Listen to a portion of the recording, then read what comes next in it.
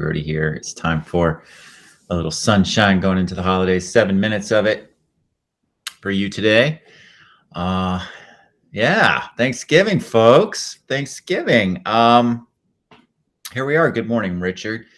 So I got a little video today. I wanted to show something that I thought is helpful going into Thanksgiving. So I'm going to let you watch this and we'll talk on the other side. All right. All right. I've never been able to forget this experience, and I wanted to share it with you.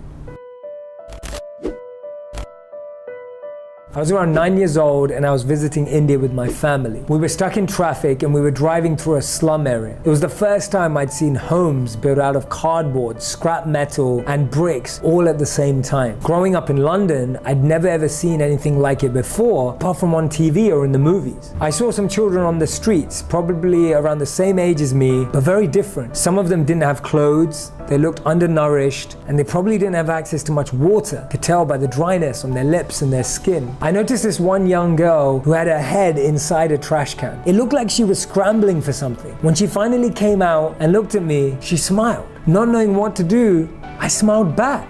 She was obviously trying to look for food, and I could see her scrambling and trying to reach in as far as she could. Only then did I realize that she only had arms. She didn't even have hands. As she looked at me, I could tell she was hungry. But by the time I was just about to do something, our car took off, and I could only see her now and feel her disappointment that I wasn't able to help. At the time, I didn't have any food or money, and before I could ask my parents or the driver to stop, we were too far along on the highway, but I couldn't stop thinking about her. When we got back to the hotel, I got out of the car and it was lunchtime. And even though I was really hungry, I couldn't eat because I couldn't get over the fact that I couldn't have done anything for that young girl that I just saw. Even though I went to the buffet with my parents, it felt as if only me and her had looked at each other in that whole exchange and the whole city had stopped. I could remember exactly how she looked as I was looking at the food. When we were there at the buffet, I overheard a couple arguing with the hotel staff. Listening into their conversation, I found out that the couple were really upset at the hotel staff because of the number of choices available in the buffet. I looked around, there were so many options. They were complaining about there not being enough choice, but all I could see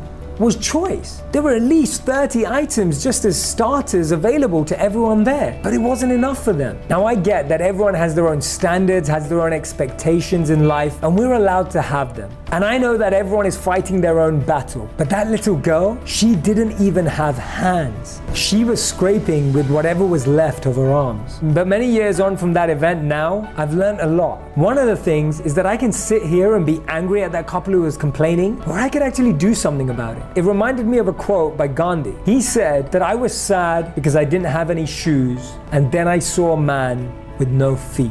For me, this event left a lasting impression in my heart and two messages that I want to share with you today. The first one is to remain grateful for absolutely anything we have. Robin Roberts said it perfectly. She said that if we threw all our problems into our pile, we would rush to grab our own back.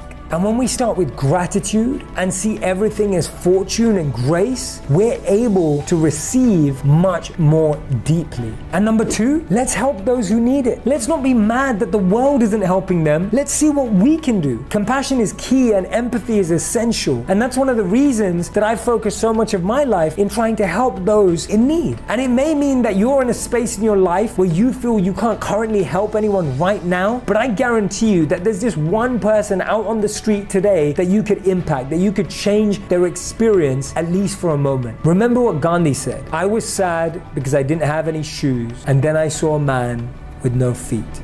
It puts everything into perspective. I am so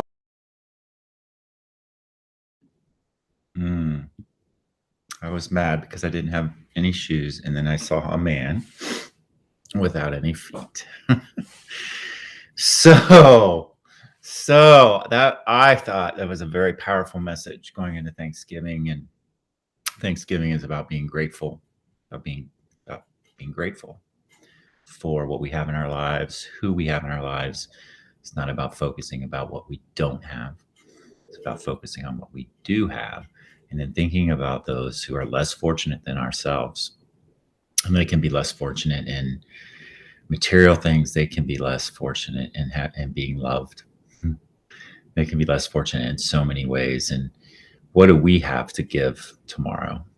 What do we have to give to our relatives who we might see, despite what we might think about them, despite how we might disagree with them?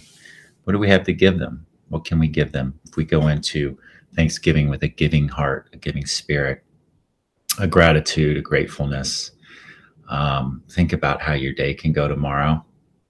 Think about that. Think about whether you're going to spread a little sunshine tomorrow or whether you're going to take it, right?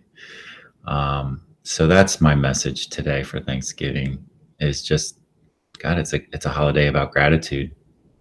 That's the spirit of it. And it's celebrated in different parts of the world, having a time to be grateful for. And we all know and understand the power, the absolute power of gratitude. It is amazing. It's a game changer. It actually shoots off all kinds of dopamine in your head. It's, in some respects, it's selfish. Can you believe that? When you're grateful, that actually that can be selfish, because it's actually doing cool stuff up here in your head. It's making you feel better, and it's helping you see better. It's helping you see what can be instead of what isn't. And that is one of the secrets of life. There you go. So celebrate tomorrow. I hope you have a great, great Thanksgiving. Hope you have a great Thanksgiving weekend. I will be back on Monday. We'll round off the rest of the 101s and round up the year and finish this year up and head into a new one and spread some more sunshine. So anyway, wish you a very, very happy Thanksgiving. Remember, even when it's really damn cloudy out, the sun is always shining, and you are the sunshine. And spread a little bit of it, would you? Spread a little bit, and make sure you tell those folks that you love them. Look for the good. Look for the good. Give them room to grow. All right. Take care. I'll see you.